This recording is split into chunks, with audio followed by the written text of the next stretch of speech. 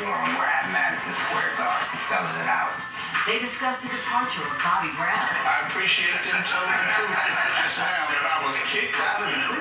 And the addition of Johnny Gill. The hardest thing for me to do was to adjust to the choreography because I consider myself a vocalist.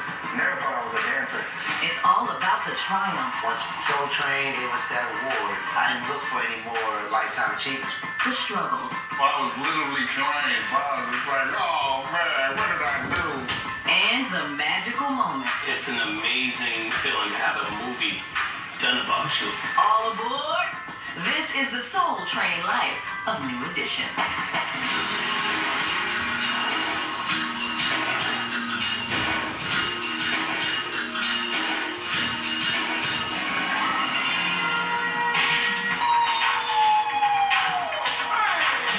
You know, Soul Train, like, I mean, the name alone, you know, it speaks volumes.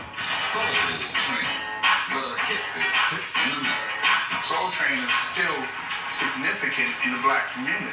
This is the 2015 Soul Train Music Awards.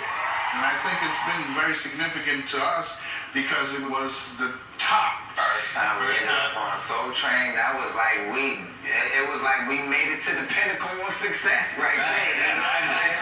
That was really the only outlet at the time that was exposing black talent. I mean, Soul Train is so special to me because I let the boys know a long time ago before we even hit a #1 chart or even put a record out that we was going to be on Soul Train. And nobody believed me. They called me all kind of names.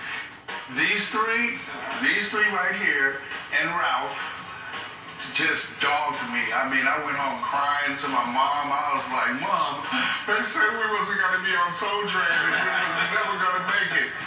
And let's welcome 5 very talented young men who have captured the fancy of music lovers all over more than any other new group we've seen in recent years. It's their latest single on the Streetwise label entitled Candy Girl, and they are New Edition.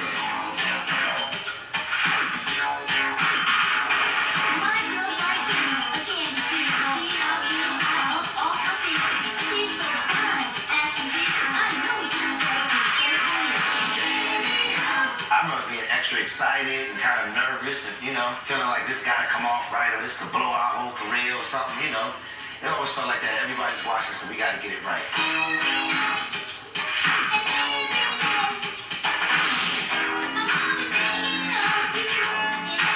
Who did the routine to that one? Brooke did it. So did it. Okay. Still did. Who did the shoulder pads to that one though? I don't know. I was thinking about when I'm looking at it. He let him shoulder pads was off the chain. That was probably a Michael Bivins call. He was a fashion dude like this. You couldn't wear just the average stuff. You know what I'm saying? You had to be sparkling.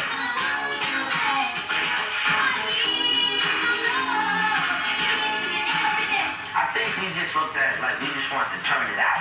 But we really had to see, We had to see Big Lou. We had to see. We called George. Someone told us his name was George, but his name is Lou. Louski. Louski is probably, I would call the New Edition mascot. I mean, I know he's from Soul Train, but he was the best friend to all of us.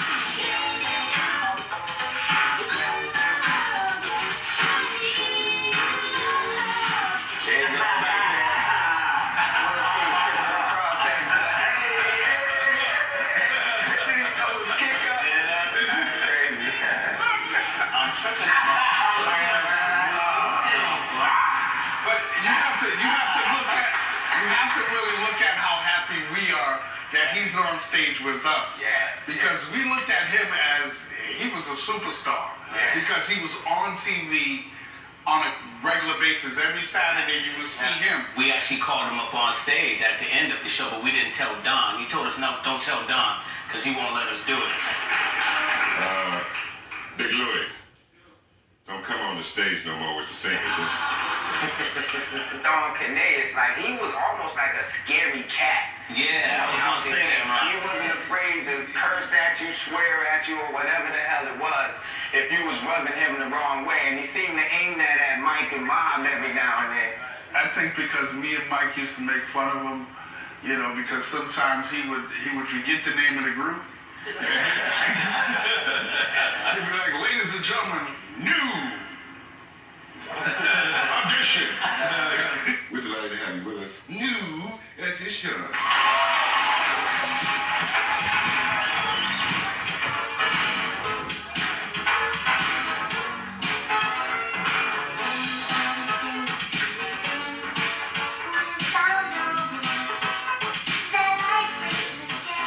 This was probably one of the first routines we had to make up ourselves. I remember being in a hotel, okay, people just throwing in stuff, okay, let's just do this move here, let's do this move. By this time, we're excited to go back and check out the girls now, you know, show off our new uniforms.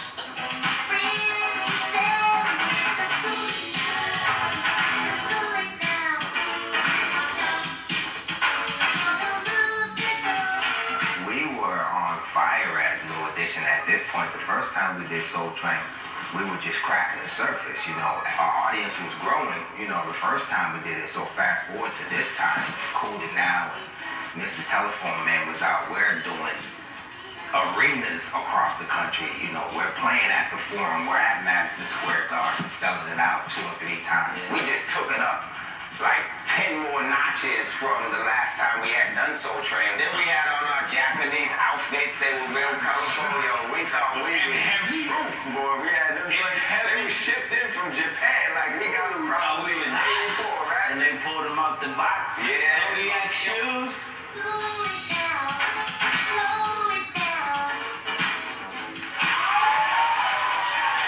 Every time you go in the studio, you spend that amount of time working on something.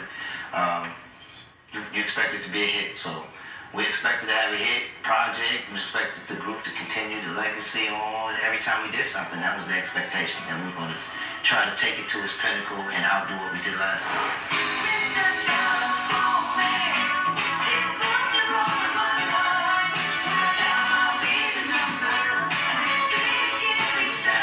We was hot as hell on that stage. I was singing lead at this time, which I like, you know. Whenever I get a chance to display my vocal skills, I like it. I love it.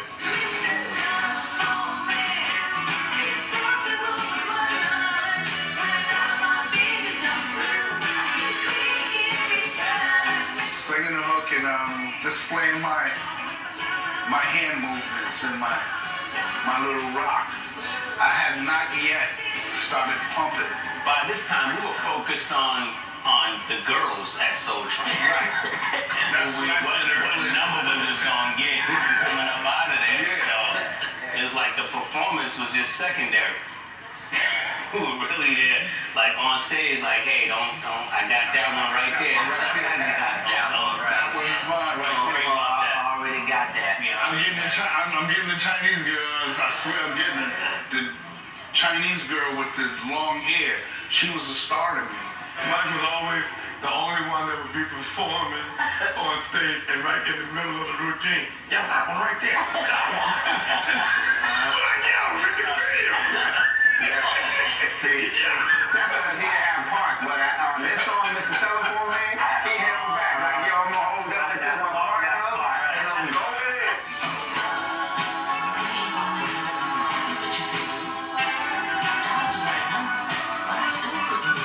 You can see he goes in right there. Right. 8 hours of journey, right.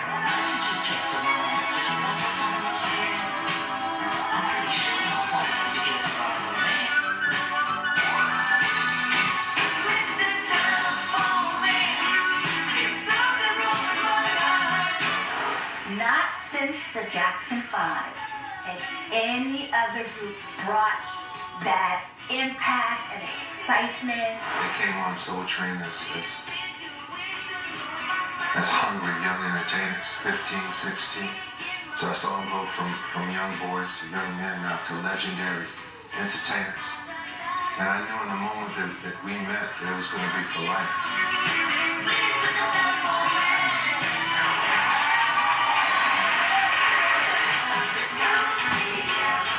Up next on the Soul Train Life of New Edition. We've done so much fly stuff for Soul Train, we're gonna talk about it. Y'all don't know, but Don used to use a lot of bad words. New Edition's third album, All for Love, included all 5 guys, but their performance told a different story.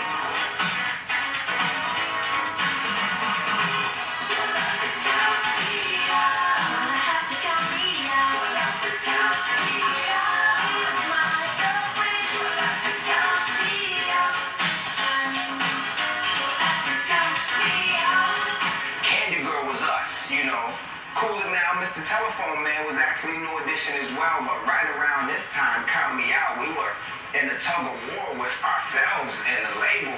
They're trying to keep us, in a certain image and a certain persona, but we're like, yo, look, we want to grow along with our audience. It was a real tug of war with the group going on. Rebellion about right about here. Yeah. So that means we're gonna be on your parade.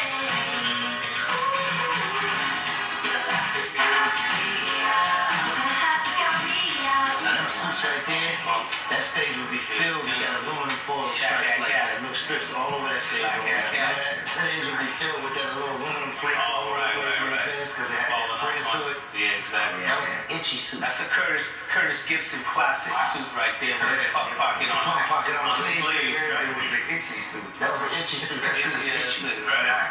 And Bobby's singing on the record, but he's not performing on Soul Train with us. So it was right when he exited, got kicked out of the group, and Thank you. I appreciate it. Just now, I was kicked out. Right, thank you. That's what I'm talking about. Somebody said it right. and what was weird is I'm singing his part, lip syncing, trying to make everyone believe it's me.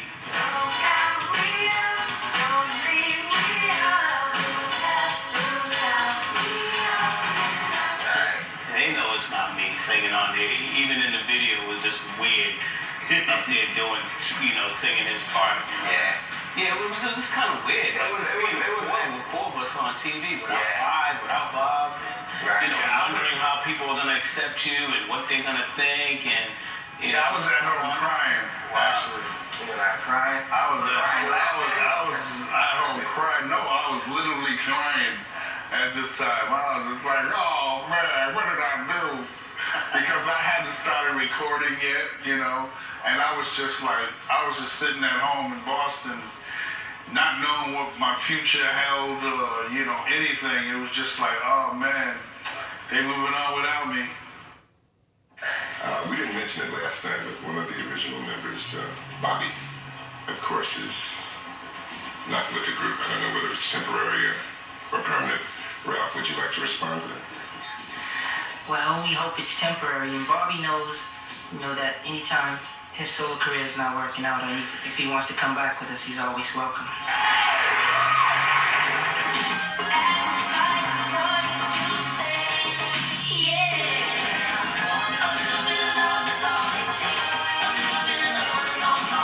This was one of the songs on the album that felt more like who we were at the time. I remember recording this one with Freddie Perrin, and I think he captured the essence of who we were. Ralph had a mustache at the age of 13. Right, and they made him shave it off. Shave his mustache all the time. We had to take our earrings out our ears right before the video, but probably even before we went on this performance. So it was a real tug of war with the group. We got Rebellion about right about here.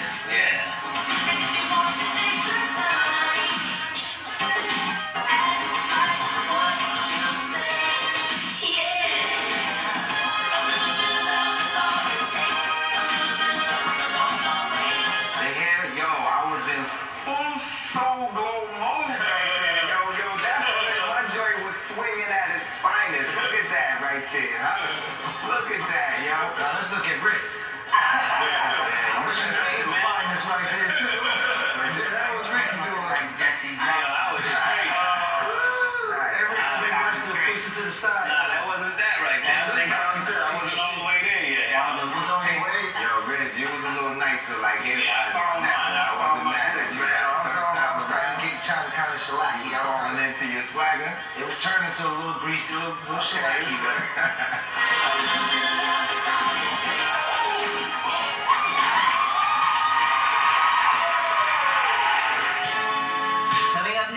the moment the bad boy of R&B was born.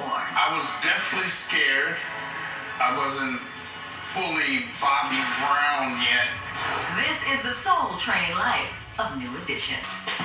Good, man. Chopping down, man. Getting all fine. I feel like on the beach. That's what I'm saying. On the beach is Atlantic City, like this house. That was nice. Looking to rebound from his exodus from the group, in 1986, Bobby was determined to be king of stage. For me to perform on Soul Train by myself was a special occasion. I mean, I had looked forward to this moment for so long because being on Soul Train to me was top. It was tops of everything. Let's welcome one of the original lead singers of New Edition who is threatening to become just as big a star as a solo. This is his latest single on the MCA label entitled Girlfriend, and his name is Bobby Brown.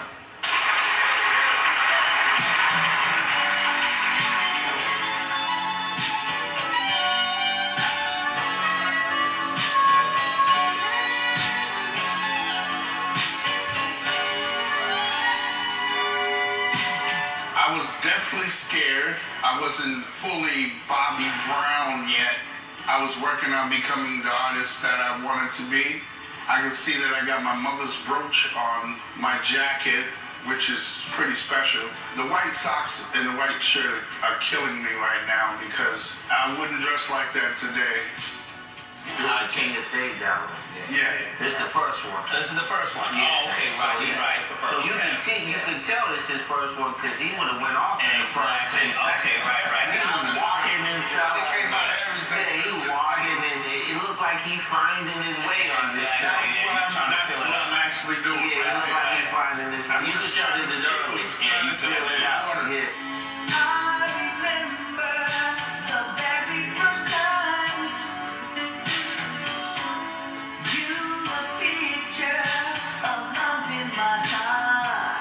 I mean, coming from New Edition, me being a seasoned performer, that there was no rehearsal required.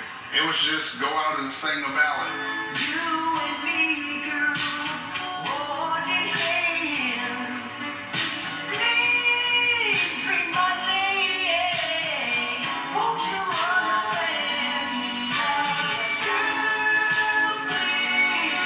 My swag was just way too much. I had way too much swag. You was just getting into it though. I know. You had the white socks Just to on. see the white socks. the slip Right. on. That came from New Edition. I could tell you wanted to pump and grind a little bit, but you was holding it back like, I was holding is it way okay if I do that or not?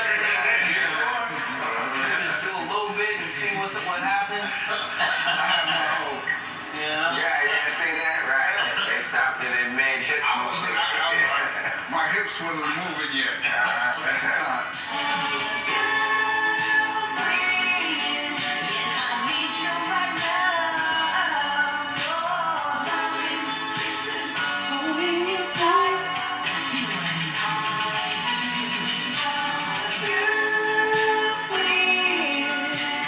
We see Bob, just killing them, and it feels like, man, you just sit back like, okay, man, I thought I was 100%, and I might need to go to 100.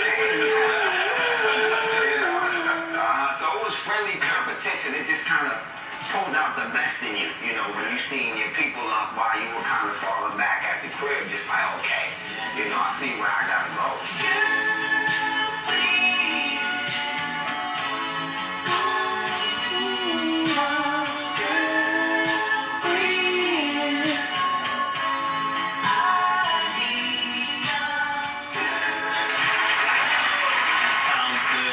He sounds smooth on the record, actually just being by himself. So, I was thinking, okay, he's gonna be all right as a solo artist. I understand you and New Edition are still pretty good friends. Yes, very great friends. We like brothers. We always be like that. We still go out on trips together, Grand Canyon and things. But it's like I'm gone, but I'm still there in the heart. Coming up next, New Edition looked to give a fifth member another try. The only thing I kept thinking was, don't mess up. Whatever you do, don't mess up.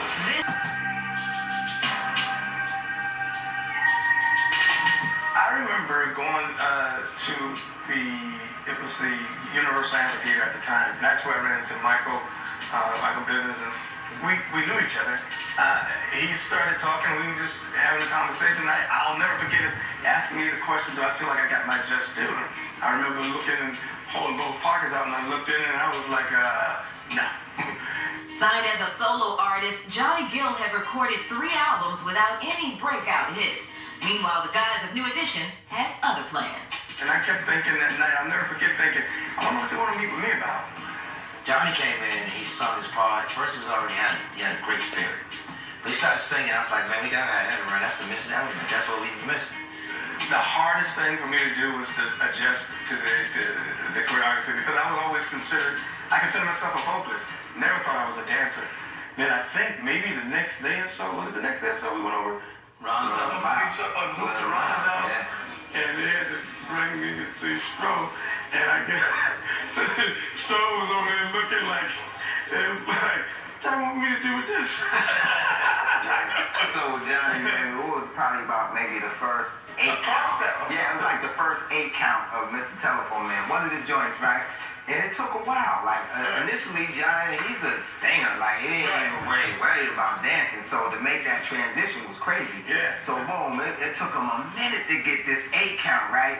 And then it was like, okay, Johnny, just here, have some water, sit down for a second. And we went upstairs outside. And so it was like, goodness gracious, what the hell are we gonna do?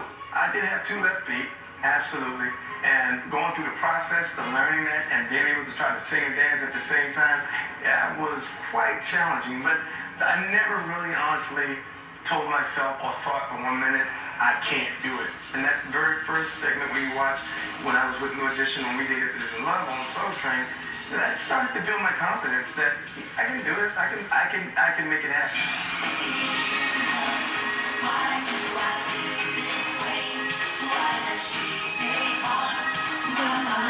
When you look at that performance right there, If It Is Love, you see that Johnny was able to get over and around those humps of, not being a dancer initially, and, you just slid right into the pocket.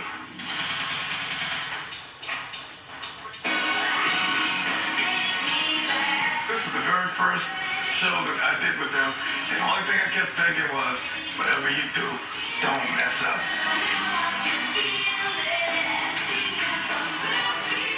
I just remember thinking, wow, man, we're on TV, they can see every little thing, so, you really have to be on point. You can't be lackadaisical on any part of the step. You got to be hyped because you don't know when the camera's on you. And you be nervous, too. Yeah. We ain't even gonna lie, like in the dress room, you find yourself just doing the same thing over and over and over and over. Because you be nervous, because even though you lip syncing, you go on stage feeling like it's live.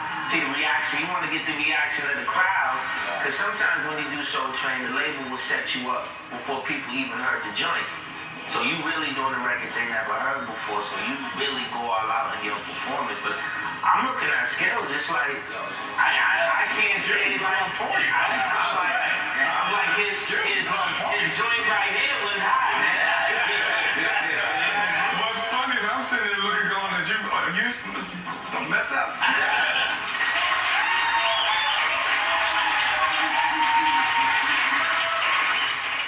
Well, Johnny, how's it feel? Great. You guys recognize Johnny Gill? I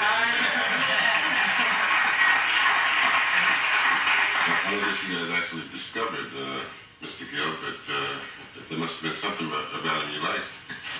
Oh, his voice. He has a wonderful voice. He fits right in. Plus, How did you feel with the interview part of it? Did you feel a little bit more comfortable? If you ever go back, look at Johnny smile and watch the actual interview when I think we were talking about any heartbreak. And I remember we were supposed to go down the line to say, beware of any heartbreak. Right. Something. but beware of any heartbreak. Spreading fast and there's no cure. No need to hurt. Completely lost. I don't really know what happened, but I think somebody might have picked it up because I was lost. I was just like, hey, listen, I did the routine. I really pushed it. I was nervous. Yeah, you gonna make me talk now? But you didn't know what he was gonna say, bro. Because he'd be like, And I'm thinking, like, please don't ask me a question.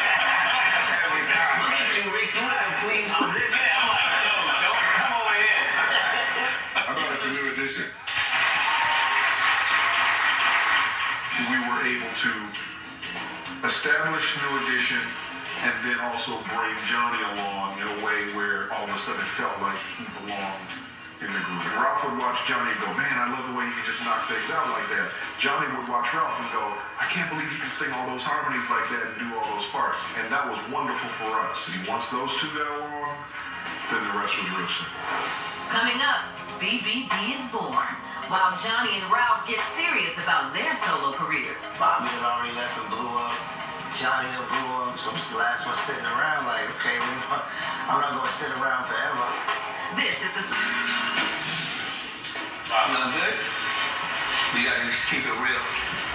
You know? Man, you always posing for the camera. Man, I have to. I gotta show them the progression. Did you felt better? How y'all doing? The game up real quick.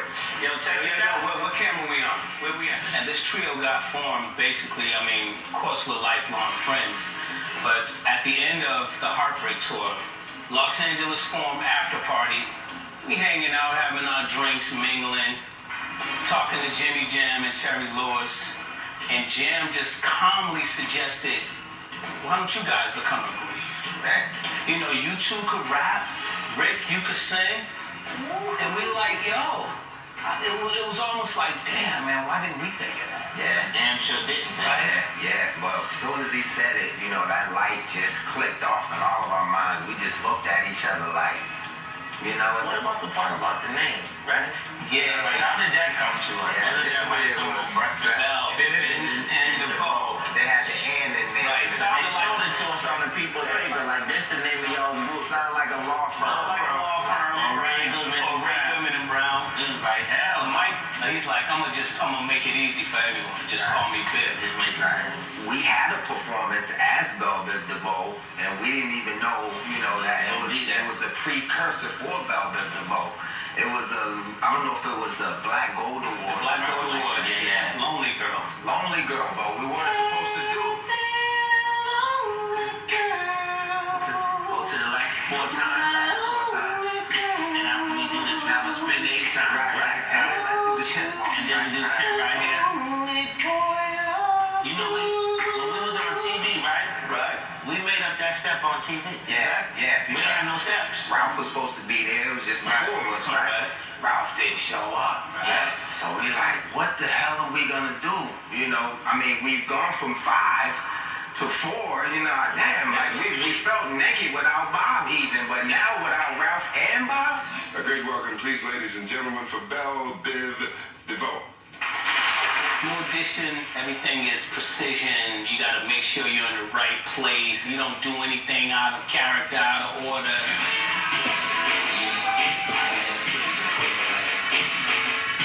Girl, I must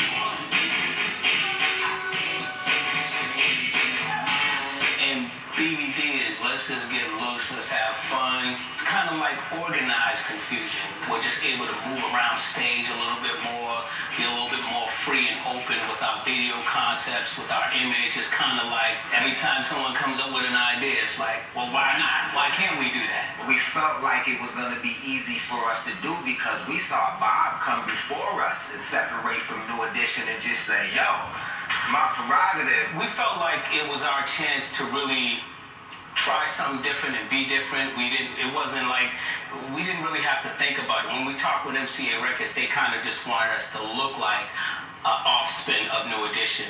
The New Edition, that's the black tie event. It's the gala, you know what I'm saying? BBD, we going out to the club, you know what I'm saying? It's the after party. That's what I'm saying.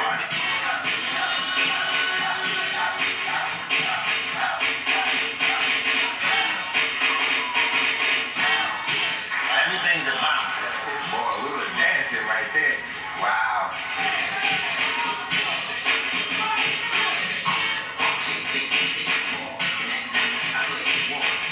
Earlier that day, I went up on Melrose and I saw those vests and I just snatched them up. We already got on mismatched boots, so the vest kind of gave us that ruggedness. But those girls right there were everything, man. We would have never been as funky and as gritty as we were without them.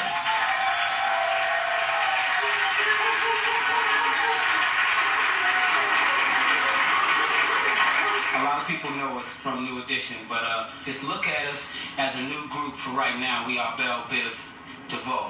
Hey, what's up, Ralph, Johnny, Bob? We know you out there watching. Peace, fellas.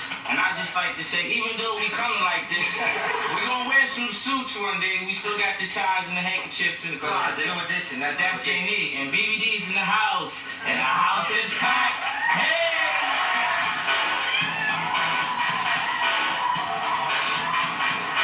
Using the blueprint provided by New Edition, Johnny Gill recorded his first solo since joining the group.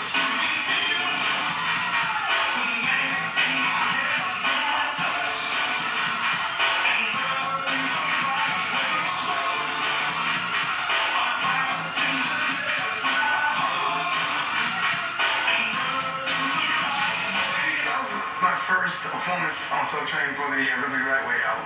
I was just thinking that's using the same process that we use doing the New Edition stuff. It was like, okay, you're gonna either come on there looking like you're lost, or come on there looking like you're prepared, like I was coming with a purpose. And at that point, I guess that was my purpose at that point in time. So I'm just looking back at it now and you just go, wow, wow.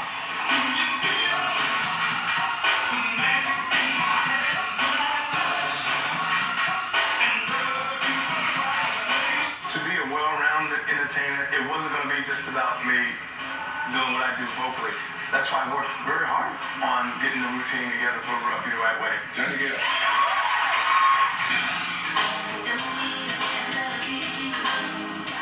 Feeling the pressure to perform, it was Ralph's turn to fly solo.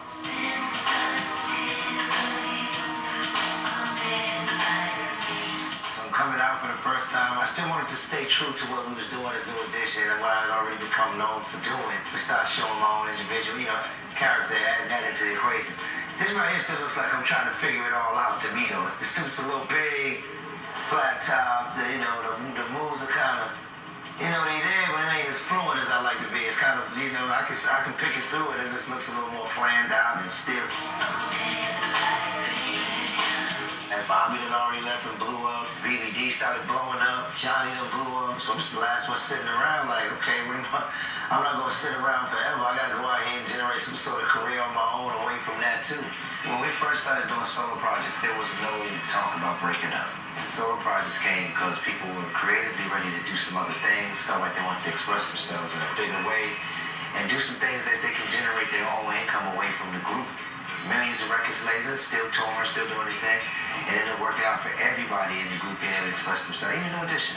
And a lot of New Edition breathing room to not get, probably didn't get bored with it so fast. Coming up, If y'all willing, we'll be another 30 years, because we got a lot of work to do. New Edition's 30-year career is